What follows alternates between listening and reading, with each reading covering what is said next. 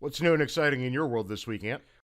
Well, it's a bit of a roller coaster. We had some good news, and then we had to back off from it and got a little bit worse news, but it turns out the worst news is still pretty good. And I'm referring to the unemployment numbers for May.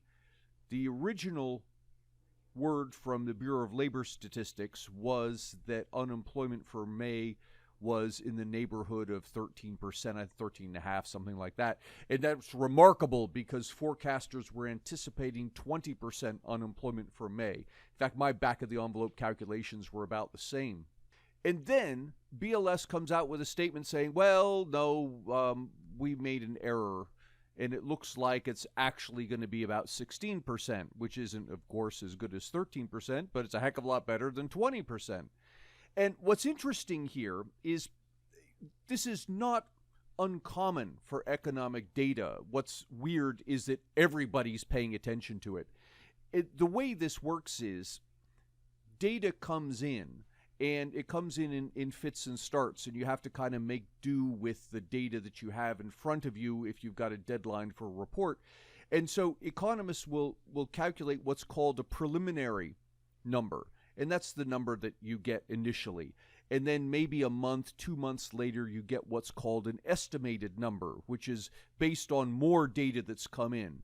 And then finally, 6 months later, they look back and they've got all the information in front of them. They do everything they need to do, and you get what's called the revised number. And that's kind of like the final blessed number that is the thing. But what seems to have happened this time is some disagreement as to how to classify workers. And so they have this, the Bureau of Labor Statistics has this category of temporarily unemployed and another category of employed but absent. And of course, temporarily unemployed is counted as an unemployed person. The employed but absent is counted as an employed person, although the person may not actually be at their job at the moment. So, for example, someone who's on paid vacation or jury duty or has taken personal paid leave, something like that, they're classified as employed but absent, which makes sense. Now, the question is, well, what do you do with some of these workers under the pandemic who have been sent home but have been told that their job is still there, they're just to wait until they're called back?